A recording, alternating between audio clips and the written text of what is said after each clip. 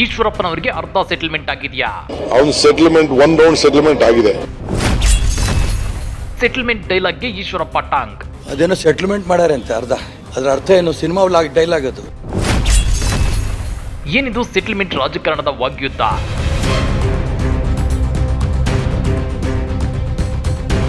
ರಾಜ್ಯ ರಾಜಕಾರಣದಲ್ಲಿ ಮಾಜಿ ಸಚಿವ ಕೆಎಸ್ ಈಶ್ವರಪ್ಪ ಮತ್ತು ಡಿಕೆ ಬ್ರದರ್ಸ್ ನಡುವಿನ ವಾಕ್ಸಮರ ನಿಲ್ಲೋ ಯಾವ ಲಕ್ಷಣಗಳು ಕಾಣ್ತಿಲ್ಲ.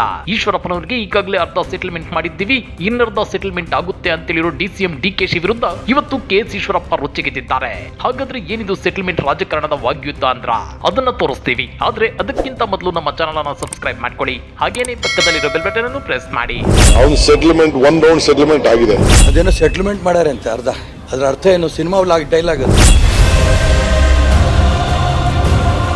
ಮಾತಿಗೆ ಮಾತು, ಟಕ್ಕರ್ಗೆ ಟಕ್ಕರ್. ದೇಶ ವಿಭಜನೆ ಹೇಳಿಕೆ ಕೊಡೋರನ್ನ ಗುಂಡಿಟ್ಟು ಕೊಲ್ಲುವಂತ ಕಾನೂನು ತರಬೇಕು ಅಂತ ಹೇಳಿದ್ದ ಮಾಜಿ ಸಚಿವ ಕೆಎಸ್ ಈಶ್ವರಪ್ಪನವರಿಗೆ ಡಿಸಿಎಂ ಡಿಕೆ ಶಿವಕುಮಾರ್ ಅವರು ನಿನ್ನೆ ತಮ್ಮದೇ ದಾಟಿಯಲ್ಲಿ ಅಂದ್ರೆ ಸಿನಿಮಾ ಸ್ಟೈಲ್ ಅಲ್ಲಿ ತಿರುಗೇಟನ್ನ ಕೊಟ್ಟಿದ್ರು. ಈಶ್ವರಪ್ಪನವರು ಈ ಹಿಂದೆ ಅಸೆಂಬ್ಲಿಯಲ್ಲಿ ನಮ್ಮ ವಿರುದ್ಧ ಮಾತನಾಡಿದ್ರು. ಈಗ ಅವರು ಎಲ್ಲಿದ್ದಾರೆ? ಅವರಿಗೆ ಒಂದು ರೌಂಡ್ ಸೆಟಲ್ಮೆಂಟ್ ಆಗಿದೆ, ನಮ್ಮ ವಿರುದ್ಧ ಮಾತನಾಡುವವರಿಗೆ ಅಲ್ಲಲ್ಲೇ ಸೆಟಲ್ಮೆಂಟ್ ಮಾಡಿದ್ದೇವೆ, ಈಶ್ವರಪ್ಪನವರನ್ನ ಸುಮ್ಮನೆ ಬಿಡಲ್ಲ ಅಂತ ಹೇಳಿದ್ರು. ಈಶ್ವರಪ್ಪನ ಕ್ಷಮೆ ಕೇಳಿ ಅಂತ ನಾವು ಹೇಳ್ತಾ ಇಲ್ಲ. ಅವನು ಸೆಟಲ್ಮೆಂಟ್ ಒನ್ ರೌಂಡ್ ಸೆಟಲ್ಮೆಂಟ್ ಆಗಿದೆ. ಅಸೆಂಬ್ಲಿ ಏನೋ ಮಾತಾಡಿದ್ರು, ನಿಮ್ಗೆ ನೆನಪಿದ್ಯಾ? ನಮ್ಮ ಫಾದರ್ನೆಲ್ಲ ಪಾಪ ನೆನೆಸ್ಕೊಂಡಿದ್ರು. ಈಗ ಎಲ್ಲಿದ್ದಾರೆ ಈಶ್ವರಪ್ಪ? ಯಾರು ನಮ್ಮ ಸುದ್ದಿಗೆ ಬಂದಿದ್ದಾರೆ ಅವ್ರದ್ದೆಲ್ಲ ಒಂದೊಂದು ಸ್ಟೇಜ್ ಸೆಟಲ್ಮೆಂಟ್ ಆಗ್ತಾ ಇದೆ. ಅರ್ಥ ಆಯ್ತಾ? ನಾವೇನು ಈಶ್ವರಪ್ಪನ ಯಾವ ಸೆಟಲ್ಮೆಂಟ್ ಕೇಳಿ ಗುಂಡಿಗೆ ಕೊಲ್ತೀನಿ ಅಂತ ಕೊಲ್ಲಿ ಬಿಡಿ. ಡಿ.ಕೆ. ಸುರೇಶ್ ಈ ಗುಂಡಿಗೆ ಇವಕ್ಕೆಲ್ಲ ಎದುರೋ ಬ್ಲಡ್ ಎಲ್ಲ ಅದು. ಇದಕ್ಕೆ ಇವತ್ತು ಕೆರಳಿ ಕೆಂಡವಾಗಿರೋ ಮಾಜಿ ಸಚಿವ ಕೆಎಸ್ ಈಶ್ವರಪ್ಪ ಸೆಟಲ್ಮೆಂಟ್ ಮಾಡುತ್ತೇನೆ ಅಂದ್ರೆ ಏನರ್ಥ?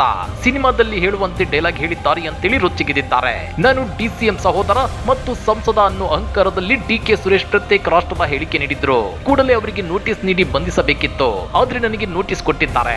ಶಿವಕುಮಾರ್ ಅವರು ನನ್ನ ವಿರುದ್ಧ ಗೂಂಡಾಗಳು ಬಳಸುವಂತಹ ಪದ ಪ್ರಯೋಗಿಸಿದ್ದಾರೆ.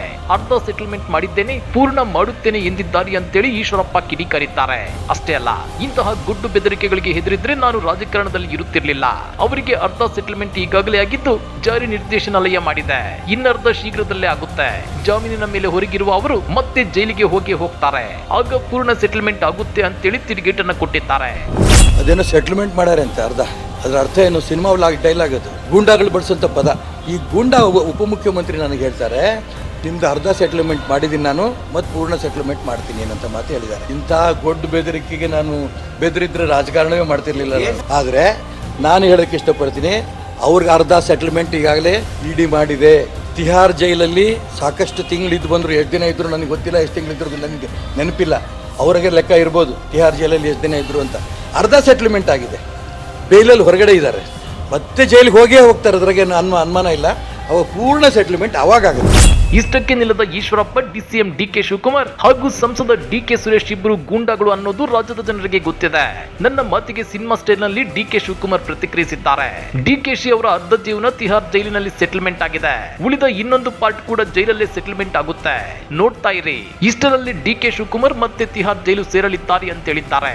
ಇನ್ನ ನಾಡಪ್ರಭು ಕೆಂಪೇಗೌಡ ಅವರು ಡಿಕೆ ಶಿವಕುಮಾರ್ ಅವರ ಆಸ್ತಿ ಅಲ್ಲ, ತಮ್ಮನ್ನ ರಾಜ್ಯ ಕಟ್ಟಿದ ವ್ಯಕ್ತಿಯ ಜೊತೆ ಹೋಲಿಕೆ ಮಾಡಿಕೊಳ್ಳುವುದು ಸರಿಯಲ್ಲ ಎಂದ ಈಶ್ವರಪ್ಪ, ರಾಷ್ಟ್ರದ್ರೋಹಿ ಹೇಳಿಕೆಗೆ ಡಿಕೆ ಸುರೇಶ್ ಮೇಲೆ ಯಾಕೆ ಕ್ರಮ ಕೈಗೊಂಡಿಲ್ಲ? ಅವರ ವಿರುದ್ಧ ಕ್ರಮ ಕೈಗೊಳ್ಳಿ ಅಂದ್ರೆ ನನಗೆ ನೋಟಿಸ್ ಕಳಿಸುತ್ತಾರೆ. ರಾಷ್ಟ್ರದ್ರೋಹಿಗಳನ್ನ ರಕ್ಷಣೆ ಮಾಡಿದ್ದಾರೆ ಅಂತೇಳಿ ಕಿಡಿಕಾರಿದ್ದಾರೆ.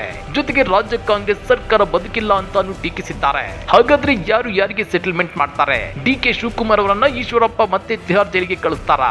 ಇಲ್ಲ 40% ಕಮಿಷನ್ ಕಳಂಕದ ಈಶ್ವರಪ್ಪನವರ ಪ್ರಕರಣ ತನಿಖೆ ನಡೆಯುತ್ತಿದ್ದು ಈಶ್ವರಪ್ಪನವರೇ ಜೈಲಿಗೆ ಹೋಗ್ತಾರಾ?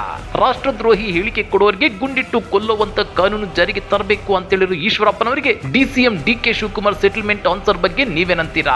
ಕಮೆಂಟ್ ಮಾಡಿ, ವಿಡಿಯೋ ಲೈಕ್ ಮಾಡಿ, ಶೇರ್ ಮಾಡಿ. ಇಂಥ ಮತ್ತಷ್ಟು ರೋಚಕ ರಾಜಕೀಯ ಸುದ್ದಿಗಳನ್ನ ಮಿಸ್ ಮಾಡದೆ ನೋಡಬೇಕು ಅಂದ್ರೆ ನಮ್ಮ ಯೂಟ್ಯೂಬ್ ಚಾನಲ್ ಅನ್ನ ಸಬ್ಸ್ಕ್ರೈಬ್ ಮಾಡ್ಕೊಳ್ಳಿ.